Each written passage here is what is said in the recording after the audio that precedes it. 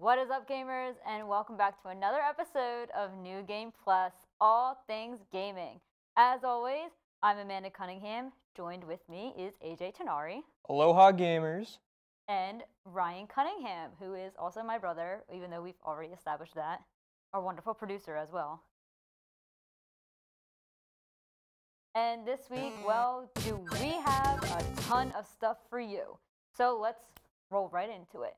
So, not even a whole 2 weeks, and Monster Hunter Rise has been out, released. The whole world has been enjoying it, and it's gotten rave reviews. I mean, I don't even really know where to start.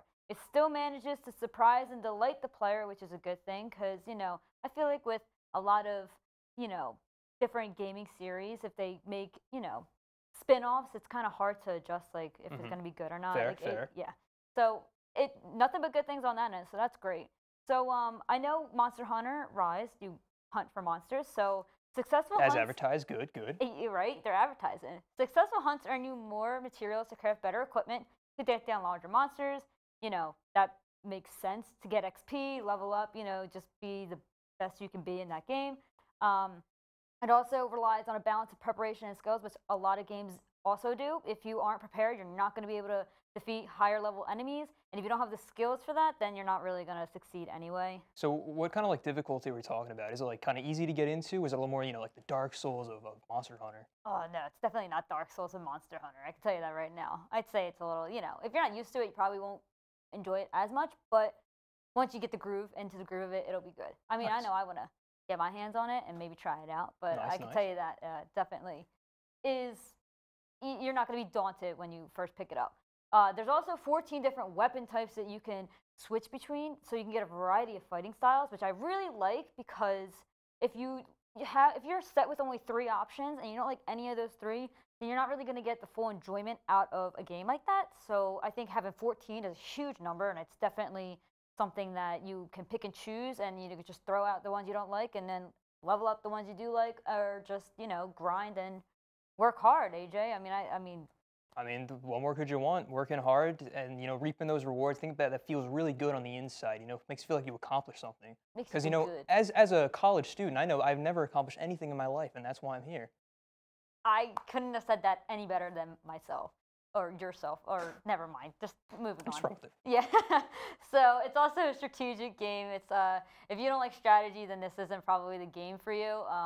I know over the years I've definitely gotten better with strategic games, so it's definitely something that I would be okay with. But if you are not a strategy type based player, then you might have some difficulty getting into that and learning, what is a good strategy, what's a bad strategy. I mean, you can look up guides online, but try not to cheese it at the first time. You know what I mean? If it's a brand new game, you want to try to do it yourself. So, but it's a Nintendo game, AJ, as we know.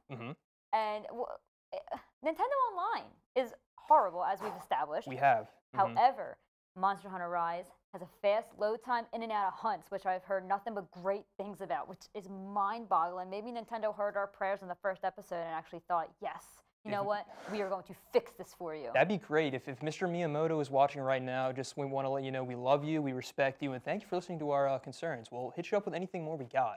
Yeah, seriously, like promotions or anything, Yeah, collaborations. I'm down to sell out if you really want to. Yes. Amen. So, moving on, it's just got a nice mix of materials, content, and overall gameplay. Definitely think it's a great game for platforms such as the Switch. It's not for a major console like Xbox or PlayStation.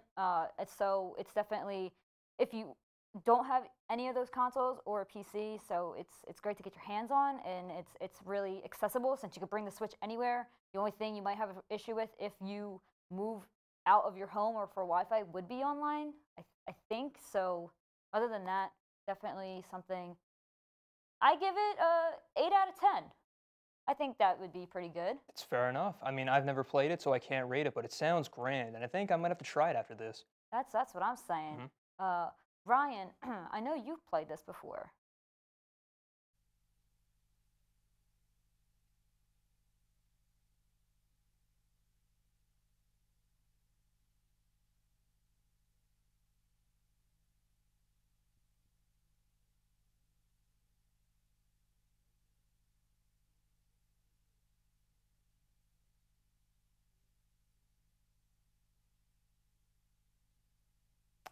Okay, Ryan, come on. I mean, I thought you were supposed to be the producer here. We got to get ourselves back on Yeah, track, you we know? we're on a budget, my guy. We can't really have you take up the whole time of the show. Uh,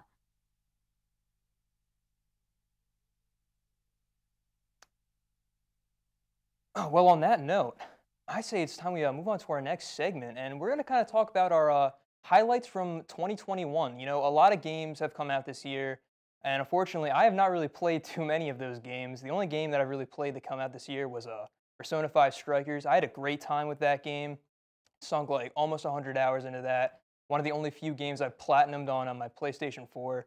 All in all, it's pretty great. Amanda, what have you played? well, speaking of Persona Strikers, I really like the gameplay. It's totally different than your turn-based game. It's completely like free, will style fighting, Hmm. and I really like that. And it's just something.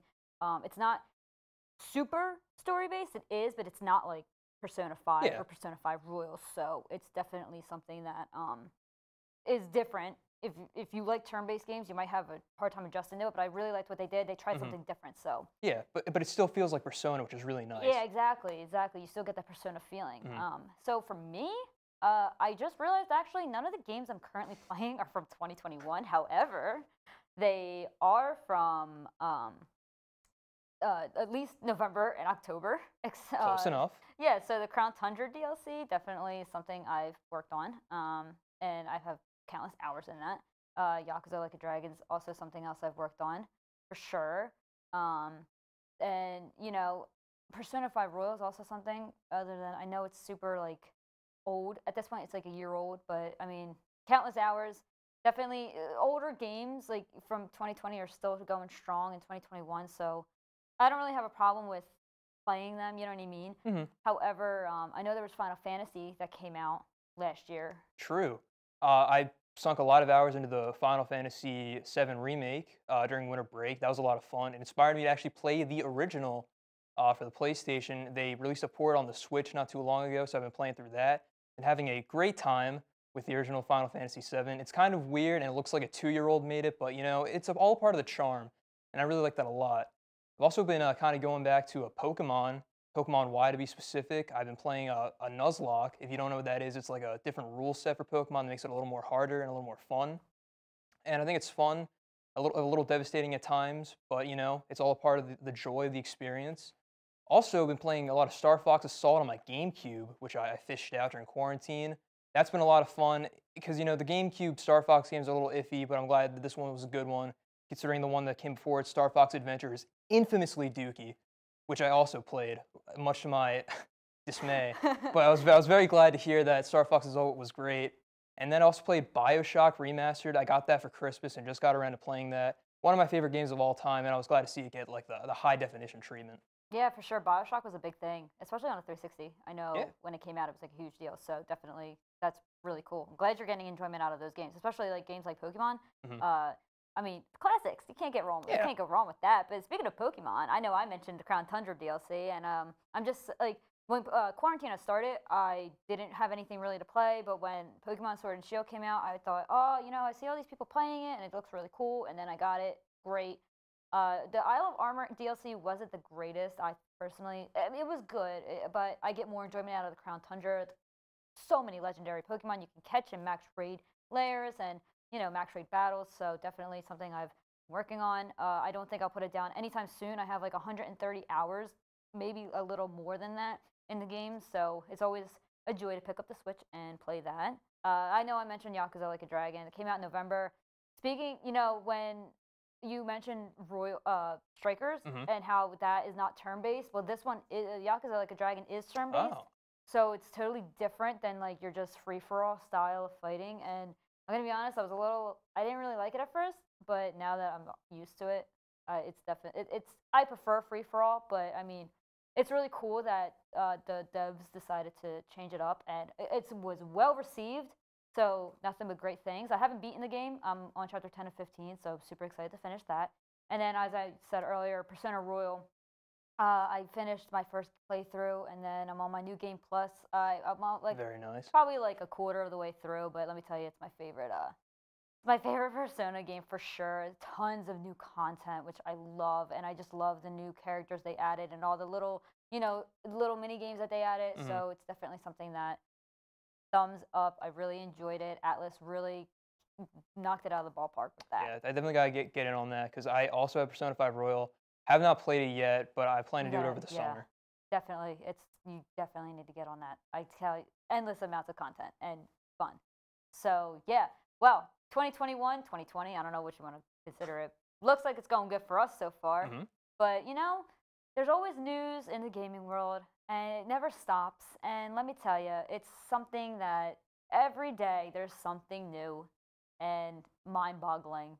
So you know what, AJ? Why don't you just take it away? Oh, well, I'd be glad to, Amanda's. First off, when the imposter is sus, am I right, fellas? Among Us just released their new map, The Airship, last week on March 31st. It's their biggest map to date. There's so much to do in there, a lot of more variety, and a little experimental, which is very cool for this game that's kind of been, fading out of relevancy. So I'm glad they're taking a step back into the limelight.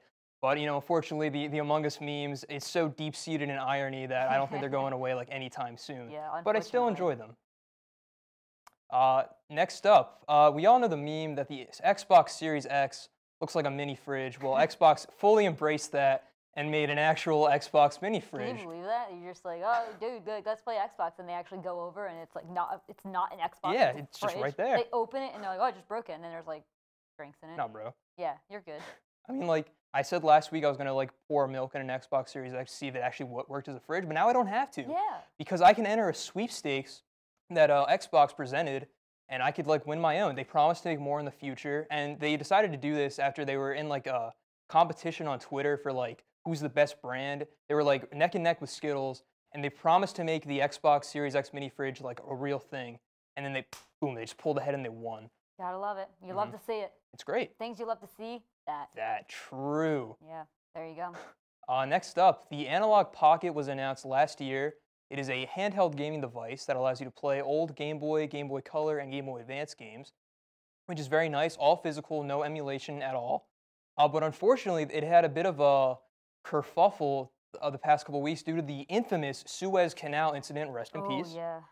When the boat, it blocked the canal, nothing could get through, so they had to halt production and manufacturing as they couldn't get their supplies to fix it or make it ready. So that kind of pushed them back back a bit, but they're still on schedule for an October release date later this year.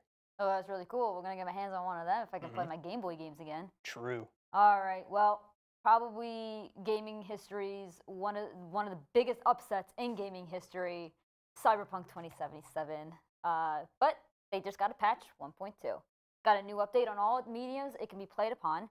There's a lot that they've added, which is a good thing. So to make improvements, slight improvements on performance issues like frame rate and draw distance, but there's still struggles. I mean, that's why they're patches. Mhm. They're gonna come out with more, and it'll get better hopefully. Vehicle controls have been tweaked to provide a smoother experience. So when you're driving down, cruising the town, you should be able to not have any issues with that. Mhm. The bug fixes made it harder to cheese certain boss fights, so that way, you can actually Yeah. enjoy the game Get and the not official just. experience. Yeah, exactly. There's always if you there's a way of cheesing it, but there's a way of cheesing it too much, and you Yeah. don't want to cheese it too much on your Mhm. first playthrough at least. So definitely that's a good thing. It's definitely a step in the right direction. Hopefully it gets better soon because I know Cyberpunk 2077 was a game that a lot of people were excited about, and it did not go as planned. So hopefully all these patches, all these upcoming DLCs, it'll improve the performance of the game overall. Kingdom Hearts. This is a big day for Kingdom Hearts fans. It is finally on PC. Finally, after years of not being on it. Square Enix finally made PC gamers and their dreams come true. The Epic Games confirmed that Kingdom Hearts 1, Kingdom Hearts 2 Remix Editions, Kingdom Hearts 3, and Kingdom Hearts Melody of Memory will be coming to PC exclusively through the Epic Game Store. Kingdom Hearts is a long-standing RPG series and combines all your favorite Disney movies and characters together, and also sprinkling in iconic Final Fantasy faces as well, such as Cloud and Sephiroth. So definitely exciting day, especially for one of these people who like to complete and 100% your games on your console and then go to PC and do it as well. So now you can just do that, have fun with it, especially with 1, 2, 3, and then Melody of Memory. It's a rhythm game, so you know what? I kind of want to try that out. I actually haven't, so I got rhythm, so I think I could do it. I think I could do it. I- That's just mean. Ryan, come on, man. Why would you? You I know mean, what? I That's thought we were okay. supposed to be like friends here, but yeah, Yeah, I see how it is. That's okay. I'll remember that. So, and finally, probably one of the biggest mind-boggling things I've read in a long time: a sealed copy of Super Mario Bros. Sold for $660,000. It sat in a desk drawer for almost 35 years. It was purchased as a Christmas gift in 1986. That is crazy. Could you imagine just rummaging through a drawer and then you see this unsealed Super Mario Bros. Game and you're just thinking, oh my gosh, I forgot that was there. And now you just sold it for $660,000. Sure was very happy that he forgot. Yeah, I'm sure. The game was professionally graded by Wada Games and had a score of 9.6, which is an A+. According to the news release, which called it the finest copy known to have professionally been graded for auction. Wow, that's pretty impressive. And it was shrink wrap instead of having a sticker seal, so that's how you know it's definitely in outstanding condition. It's new. I mean, considering it hasn't been unsealed, so I would have been a happy camper if I found that in my drawer after so many years, and then getting 6K essentially, or 660K essentially. So yeah, AJ, that was just a lot. You know how it is. Us gamers, we can't stop, right? That's true, but sometimes the fun has to stop because we have to go home and play more video games. Exactly. Well, thank you for joining us on this week's episode of New Game Plus. I'm AJ, that was Amanda, and we'll see you next week.